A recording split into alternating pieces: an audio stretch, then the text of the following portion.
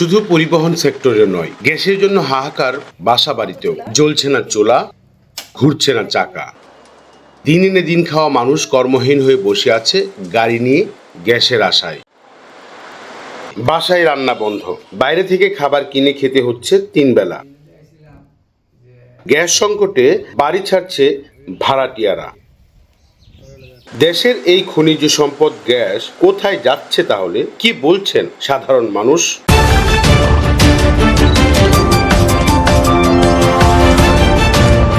ময়মনসিংহ শহরের আকোয়া বোর্ডগড় এলাকার বাসিন্দা ফাতেমা খাতুন চুলায় হাঁড়ি বসিয়ে কিছুক্ষণ পর পর চুলা জ্বালানোর চেষ্টা করে দেখছেন কাঙ্ক্ষিত গ্যাস এসেছে কিনা। গ্যাস আসলেই রান্না হবে পরিবারের জন্য খাবার। শুধু ফাতেমা খাতুন নয়, এমন চিত্র এখন শহরের প্রতিটি আবাসিক এলাকায়। অনেক চেষ্টা করেও জ্বালাতে পারছেন না চুলা। রান্না করতে না পারায় বাইরে থেকে খাবার কিনে খেতে হচ্ছে তাদের। মধ্যরাতে কিছু সময়ের জন্য গ্যাস দেখা দিলেও তা চলে যায় আবার।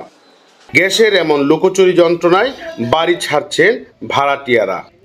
এরকম মানুষের জীবন চলে না, খাওয়াটাই হলো মেন। আমরা একদম খাইতে পারি না, ঘরে অসুস্থ রুগী আছে, রান্না বান্না করতে পারি না, চুলা ধরাইতেই পারি না, দোকান থেকে কিনে নেই না, খাবার খাই, দোকানের খাবার খাই, অসুস্থ মানুষ আরও অসুস্থ হয়ে যেতেছে। এখন এইভাবে দিনের পর দিন প্রতিদিন এরকম কষ্ট হইতেছে। তারপর আবার প্রতি মাসে আবার গ্যাস বিলও দেওয়া লাগতেছে আমাদের। এটা কিভাবে সম্ভব? গ্যাসও বিল দেওয়া লাগবো, আবার গ্যাস ছাড়াও আমাদের চলা লাগতেছে। এটা কোনো জীবনযাপন হইল? 1.5 মাস ধরে কষ্ট করতেছি, আর কেউ এই পর্যন্ত তো হয় না। গ্যাসের বিল তো মাসে মাস নিচেই আছে। এই সব বাড়াইটা চিল্লাপাল্লা করে আমার কাছে আয়া। ওখানে সকালে 6টার সময় রান্দা বায়া মেয়ে খায়া যাইতে পারে না, স্কুলে ফুলাফোন যাইতে পারে না খায়া। তখন এইভাবে কয়েকদিন চলবো, কত দিন চলবো এইভাবে, আর কত? খুবই অসুবিধা হচ্ছে আমাদের। রান্নার টাইমে তো রান্না হচ্ছেই না।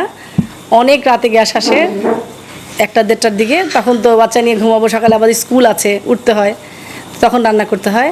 আর সারাদিনে কোনো গ্যাস জ্বলেই না।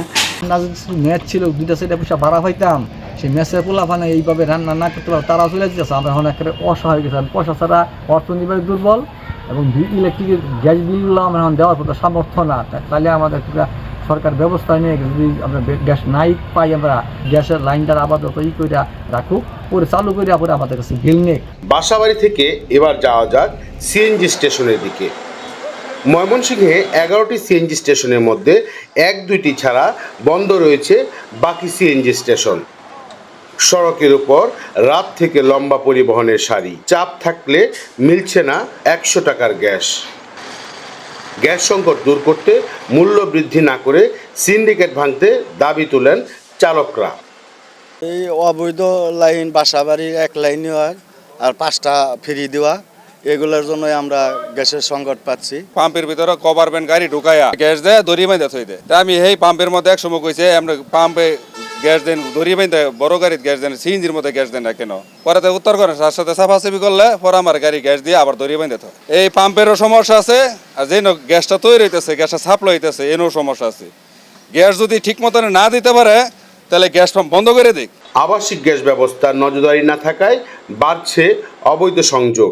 সংকট থাকলেও একটু বেশি দামে অবৈধভাবে গ্যাস দেওয়া হচ্ছে কারখানার কন্টেনারে। দেশের এই মূল্যবান খনিজ সম্পদের বিদেশে পাচার হচ্ছে কিনা তা নিয়েও প্রশ্ন তুলছেন ভুক্তভোগীরা।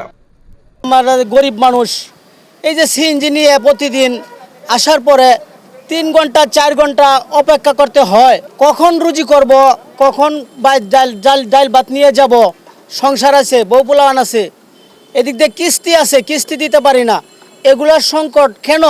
আগে তো ছিল না, এখন এই গত 17-18 বছর কোনো সংকট পাই না গ্যাসের। এখন কেন গ্যাস পাই না? সমাধান দেখ, আর নাহলে বন্ধ থেকে একবার আমরা অন্য ব্যবস্থা করব। এভাবে তো হয়রানি করা ঠিক না। এই লরিতে 1 লাখ, 1.5 লাখ, 2 লাখ টাকার গ্যাস অনার্গল নিয়ে যাচ্ছে, কিন্তু আমরা গ্যাস পাই না। আমরা গরিব বলে আমাদেরকে অবহেলা করে। মনে হয় যে এই যে মনে করুন গ্যাসের যে পাচারের ব্যাপারটা, আমার মনে হয় গ্যাস পাচার হইতেছে।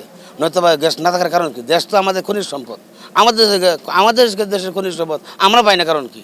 অথচ আমাদের দেশ থেকে দেশের বাইরে গ্যাস পাচার হইতেছে, অথচ ওটা অত্যন্ত দুঃখের বিষয় যে আমরা গ্যাস পাইতেছি না। বলতেছে যে রাইনে গ্যাস নাই, আবার সরকারের কাছে আবেদন করে 13 টাকা 96 পয়সা বাড়াইলে তারা নাকি গ্যাস দিতে পারবে। তাহলে এখন লাইনে গ্যাস নাই, টাকা বাড়াইলে গ্যাস কোথা থেকে আসবে? মূলত সিন্ডিকেটটা করতেছে গ্যাস পাম্পের মালিকরা। আর কোনো সিন্ডিকেট নাই। এর সরকারে যদি গ্যাস পাম্পের মালিকরা সিন্ডিকেট ভাঙতে পারে তাহলে সব কিছু শেষ, ক্লিয়ার। গ্যাস একটা হাহাকার ঠিক আছে, কিন্তু বিদ্যুৎটা বেশি প্রয়োজনীয়। আপনার গ্যাস ধরেন আপনার গাড়ি ঘোড়া চলতে চান, বিদ্যুৎ না থাকলে সবই কিন্তু অচল।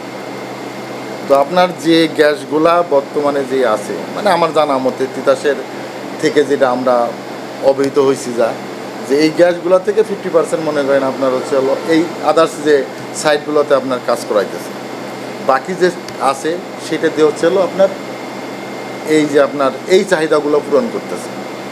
অবৈধ সংযোগ বিচ্ছিন্নকরণ অভিযান সহ বিভিন্ন বিষয় নিয়ে ক্যামেরার সামনে কথা বলতে রাজি হননি Titas gas transmission and distribution বিভাগের কোনো কর্মকর্তা। তবে এই বিভাগের তথ্যমতে জেলায় 22টি শিল্প কারখানা, 14টি প্রতিষ্ঠানকে ক্যাপটিভ পাওয়ার, 10টি সিএনজি স্টেশন এবং 135টি বাণিজ্যিক প্রতিষ্ঠানকে গ্যাস সংযোগ দেওয়া হয়েছে। আবাসিক গ্যাস সংযোগ দেওয়া হয়েছে মিটারযুক্ত 190টি এবং মিটারবিহীন প্রায় 25,000টি। অবৈধ গ্যাস সংযোগ সম্পর্কিত কোনো তথ্য নেই গ্যাস ট্রান্সমিশন অ্যান্ড ডিস্ট্রিবিউশন বিভাগের কাছে। মোহাম্মদ আবুল মনসুর, আমগর বার্তা, ময়মনসিংহ।